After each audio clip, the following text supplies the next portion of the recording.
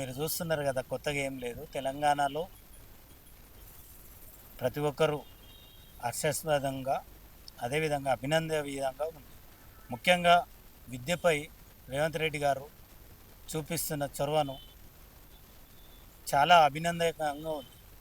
ఎందుకంటే ప్రతి ఒక్కరు వస్తారు, మంత్రులు వస్తారు, ముఖ్యమంత్రులు అవుతున్నారు, పోతున్నారు, ఈ తెలంగాణను దోచుకుంటారు తప్ప విద్య మీద ఏ ఒక్కరు కూడా ఇంపార్టెన్స్గా ఇస్తలేరు. ముఖ్యంగా స్కూల్లో నర్సరీ నుంచి ఇంటర్ విద్య అనేది చాలా ప్రాముఖ్యం. ఈ తెలంగాణ ఒకటే కాదు, భారతదేశం మొత్తం.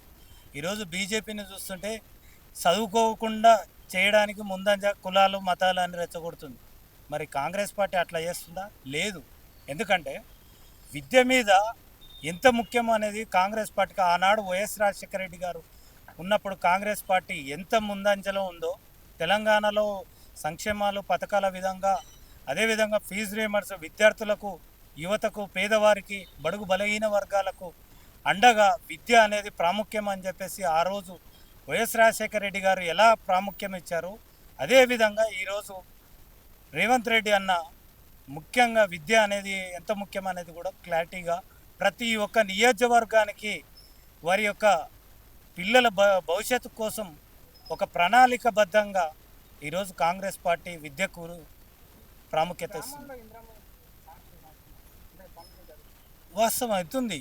ఇక్కడ చాలామంది డబ్బా బ్యాచ్గాలు ఉన్నారు, పార్టీలు, ప్రతిపక్ష పార్టీలు.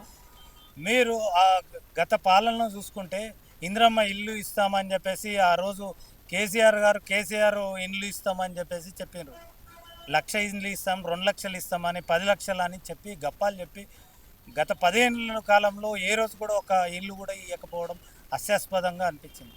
అదేవిధంగా ఈరోజు ఇందిరమ్మ ఇల్లు అని చెప్తున్నాం కదా, ఆ ఇందిరమ్మ ఇండ్ల కోసము ఈరోజు 1,00,000 ఇండ్లు, తెలంగాణ మొత్తం 1,00,000 ఇండ్లు ఆల్రెడీ ఇండ్లలోకి వెళ్ళిన వైనం మనం చూస్తున్నాం. ఈ అదేవిధంగా 4 లక్షల ఇండ్ల కోసం ప్రణాళికబద్ధంగా ఈరోజు ముఖ్యమంత్రి వర్యులు చేస్తున్నారు. అదేవిధంగా కొన్ని శాంక్షన్ అయినాయి, 1,00,000 ఇండ్లు మళ్ళీ రాబోతున్నాయి అని చెప్తున్నారు. మీరు ఏ పల్లకైనా వెళ్ళండి, ఒక నియోజకవర్గాన్ని తీసుకోండి. ఎగ్జాంపుల్ మీ యొక్క ఛానల్ విఎస్ఆర్ ఛానల్ నుంచే ఒక నియోజకవర్గం తీసుకోండి. అక్కడ దాదాపు 1,000 ఇండ్లు శాంక్షన్ అయినాయి అనేది మీరు కావాలంటే ఎంక్వైరీ చేసుకొని మాట్లాడమని. 1,000 ఇండ్లు శాంక్షన్ అయినాయి.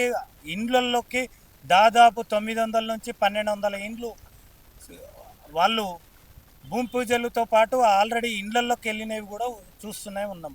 ఈరోజు కేటీఆర్ గారు చెప్తుంటే ఎవరు నమ్మే సిచ్యువేషన్లో లేక వాళ్ళ యొక్క కార్యకర్తలతో సెల్ఫ్ డబ్బాలు మీడియాలలో కొడుతున్నారు అనేది మేము చూస్తూనే ఉన్నాం.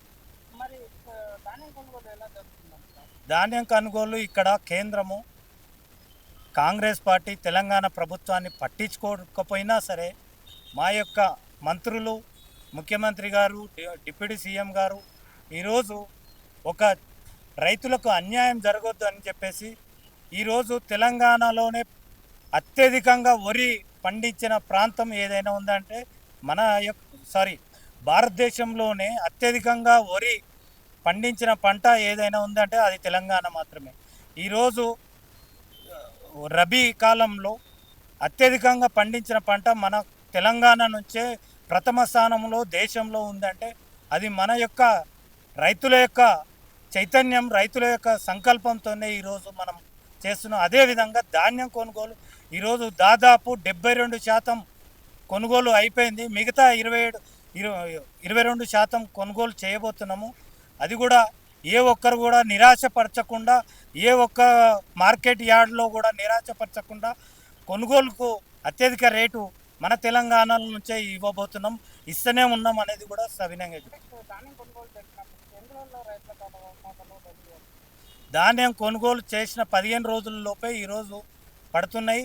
కావాలంటే ప్రతి ఒక్క జిల్లా యంత్రాంగాన్ని కనుక్కోండి మీరు కావాలంటే. ఈరోజు కేటీఆర్ గారు కానీ అదేవిధంగా ప్రతిపక్షాలు కేవలం మార్కెట్ యార్డ్లో పోయి ఫోటోలకు ఫోజులు ఇచ్చడం తప్ప ఎంక్వైరీ కూడా చేసుకునే దౌర్భాగ్యం లేదు. ప్రతిపక్షాల వైఫల్యం అనేది చెప్పొచ్చు. ప్రతి ఇంటికి సన్నబియ్యం అందింది. సన్నబియ్యం గురించి ఏ ప్రతిపక్షాడు కూడా మాట్లాడడానికి దోకానే లేదు కాబట్టి ఈరోజు ఈ- వాళ్ళ ఇంట్లో ఎలకలు తిని ఉండొచ్చు. ఎందుకంటే వాళ్ళు వాడట్లేదు కదా, వాళ్ళకేం తెలుసు ఈరోజు పేదవాడి కష్టం ఏం తెలుసు. ఏదో ఉద్యమాలు చేసి ఆ ఉద్యమం తెలంగాణ ఉద్యమం అని చెప్పేసి సాకు పెట్టి తెలంగాణ ఉద్యమాన్ని అడ్డం పెట్టుకొని పదవులు సంపాదించుకొని ఈరోజు రాజ్యం వెళ్ళి మళ్ళా పక్కకు పోయి ఏదో సాకులు చెప్తున్నారు. కానీ తెలంగాణను ఉద్యమకారులను పట్టించుకోలేదు వాళ్ళు. మేము కూడా ఉద్యమం చేసిన ఉస్మానియా యూనివర్సిటీ నిరంజన్ యాదవ్ ఉద్యమకారుని 2010 నుంచి నేను ఉస్మానియా యూనివర్సిటీలో ఉన్నా. ఇప్పటి వరకు కూడా పీజీలు పిహెచ్డీలు పెట్టుకుంటూనే ఉన్నాను. అదే టీఆర్ఎస్లో పనిచేసిన తుంగబాలకు ఈరోజు ఏం ప్రాధాన్యత ఇచ్చిండ్రు, అదే టీఆర్ఎస్లో పనిచేసిన మిగతా సభ్యులకు అసలు పట్టించుకునే దాఖలా లేదు. అంటే ఈరోజు సన్నబియ్యం గురించి మాట్లాడే నైతిక హక్కు హరీష్ రావు గారికి లేదు, ఆ పార్టీకే లేదు. బరాబరి అంటుంది. ఇది ఫ్రీ కరెంటు తెచ్చింది కాంగ్రెస్, ఇచ్చింది కాంగ్రెస్, అమలు చేస్తున్నది కాంగ్రెస్, ప్రాధాన్యం ఇస్తున్నది పేదవాడికి. ప్రతి ఇంటికి తెలంగాణలో ఉండే ప్రతి ఇంటికి కరెంటు అందాలి, ప్రతి ఇంటికి సన్నబియ్యం అందాలి, ప్రతి ఇంటికి వాడు కూడు గూడు నీడ అనేది ఇది కాంగ్రెస్ యొక్క సిద్ధాంతం అండి.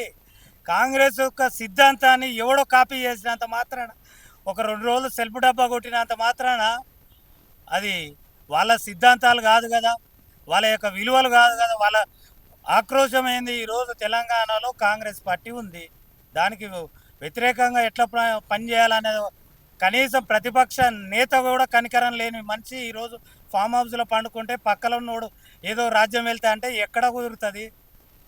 ప్రజలు వ్యతిరేకిస్తారు మనం చెప్పడం. కవిత పార్టీ ఇంకా నేను చెప్పేవద్దు, మీ మీడియా ఛానల్లో కామెడీ చేసుకునే అంత అవసరం కూడా వద్దు. ఎందుకంటే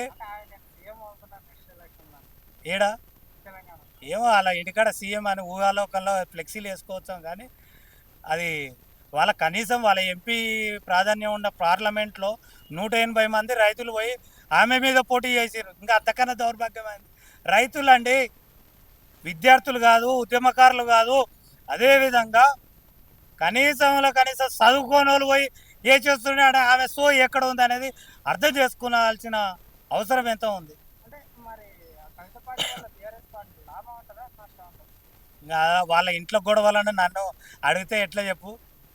వాళ్ళ ఇంట్లో గొడవలు తెలంగాణ ప్రజలకు ఉపయోగపడే పని మాట క్వశ్చన్ అడుగు. నేను ఒక విలేకరుగా, ఒక ప్రతిపక్ష నేతగా, నేను అధికారిగా, కాంగ్రెస్ పార్టీ కార్యకర్తగా మేము కూడా హర్షాస్వదిస్తాం, మేము చెప్పగలుగుతాం.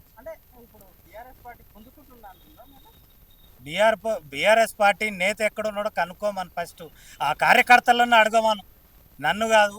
ఆ కార్యకర్తలే వాళ్ళ నేత ఎక్కడున్నాడో, అలా ఏది అధ్యక్షుడు ఎక్కడ ఉన్నారో కనుక్కోమని ఫస్ట్. ఇంకా అది నన్ను అడిగితే ఎట్లా, నన్ను అడిగితే ఎట్లా, అలా అధికారులను అడగాలి, అలా కార్యకర్తలను అడగాలి. కేసీఆర్ తాత ఎక్కడ ఉన్నాడు, ఉద్యమం అది ఇది అని చెప్పి వాళ్ళ ఇంటికి దండుకున్నాడు. నిమ్మలాగా కాలు మీద కాలు వేసుకొని ఫామ్ హౌస్లో వండిండు.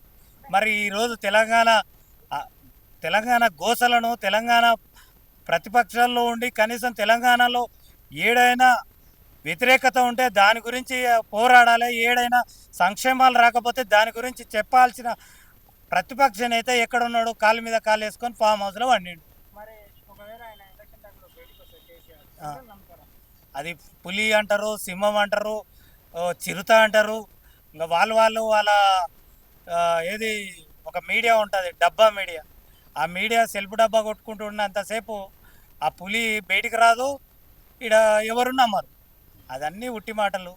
ఇంకేమైనా ఉంటే అడగండి, చెప్తా. ఆ బీఆర్ఎస్ గురించే వదిలేసేయండి. అవి ఇంకా ఉండొచ్చు, అది ఫ్యామిలీ గొడవలు, వాళ్ళకే తగలలేదు, తగులాటలు ఎక్కువైనాయి. వాళ్ళ కవిత అంటారు ఒక రోజు ఉంటే, కేటీఆర్ అంటారు ఒక రోజు ఉంటే, హరీష్ రావు అంటారు. వీళ్ళు అంతా మూకుమ్మడిగా తెలంగాణను దోపిడీ కోసమే తప్ప నీళ్లు, నిధులు, నియామకాలని ఏ రోజు కూడా పనిచేయని దౌర్భాగ్యం ఈరోజు ప్రతిపక్షంలో ఉండే పార్టీ. దాని గురించి మాట్లాడకన్నా ఏదైనా ప్రజలకు ఉపయోగపడాలో మాట్లాడితే నేను కూడా సంతోషిస్తే దానికి సమాధానం చెప్తాను.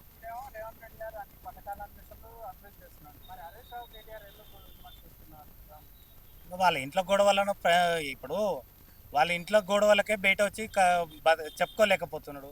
కనీసం ఇట్లనైనా చెప్తే ఏదైనా నమ్ముతారేమో అని చూస్తే ఎవరు నమ్ముతలేరు. మీరు సభలు ఏదైనా స్పీచ్ ఇస్తున్నప్పుడు చూడండి, వెనక ముందు చూడండి, ఒక 100 మందిని చూడండి, ఉన్నారా? అంటే ఇక్కడ మనం సెల్ఫ్ డబ్బా కొట్టినంత మాత్రాన నమ్మే ధోరణి కూడా లేదు కదా. ఎన్ని రోజులు డబ్బా కొడుతుంది, నిన్ను తీసి పక్కకెడితిరి పెట్టిరి, ప్రజలే కొట్టిరి. మేము కాదు ఏదో పైన కేంద్రం నుంచి మేము ఏదో సపోర్ట్ చేసుకున్నా కాదు. ఈరోజు జనానికి ఉపయోగపడి పనిచేస్తున్నది వ్యక్తి ఎవరైనా ఉన్నారంటే అది కేవలం రేవంత్ రెడ్డి గారు, ముఖ్యమంత్రి వర్యులు, అదేవిధంగా డిప్యూటీ సీఎం, మంత్రులు చేస్తున్నారు. వాళ్లకు కాళ్ళల్లో పుడకలేక ఏదో ఆడ మార్కెట్కి ఆడిపోయి ఓ ఫోటో దిగి మీడియాలలో అలచల్ చేసినంత మాత్రాన కాదు. అదే నువ్వు ప్రతిపక్ష నేతగా పోతే మార్కెట్ యార్డ్ కాదు, సమస్యలు ఎక్కడ ఉన్నాయో అక్కడ పోండి. ప్రతిపక్షాలకు విఫలమైన విధానంలో కూడా చెప్తున్నాం. బరాబరి బరాబర్ ఏక్సా కాదు, ఔరేక్ బార్ కాంగ్రెస్ మార్, అంతే. ఔరేక్ బార్ కాంగ్రెస్ ఆయేగా, అంతే. బరాబర్ ఇక్కడ ప్రజల్లో వ్యతిరేకత లేదు, ప్రజలకు ఉపయోగపడి పని చేస్తున్నాడు. ఈరోజు తెలంగాణలో విద్యార్థులను పట్టించుకున్న దోకల కేసీఆర్ చేసిండా, కేటీఆర్ చేసిండా? చివరకు ఎలక్షన్ ముందల కేటీఆర్ గారు ఒక అమ్మాయి మీద, చనిపోయిన అమ్మాయి మీద కూడా పాలిటిక్స్ చేస్తే ఆయనంత నీచమైన ఇంకా పరిస్థితి ఈ ఎవరైనా ఉన్నారా? లాస్ట్కు చివరికి బండి సంజయ్ కూడా లేడు. అంటే ఇంక అర్థం చేసుకోండి, బండి సంజయ్ కూడా లేడు. ఒక శవం మీద పాలిటిక్స్ చేసిన దౌర్భాగ్యం కేటీఆర్ గారు. ఒక నిరుద్యోగి చచ్చిపోతే వాటిని వచ్చి గగ్గోలు చేసి ఆమె ఏ ఎగ్జామ్ కూడా అప్లై చేయలేదనే దౌర్భాగ్యంగా మాట్లాడిన వ్యక్తి కేటీఆర్ గారు. ఆయన గురించి మాట్లాడడం కన్నా ప్రజల సమస్యల గురించి అడగండి, నేను మాట్లాడతాను. Subscribe us and press the bell icon for more interesting updates.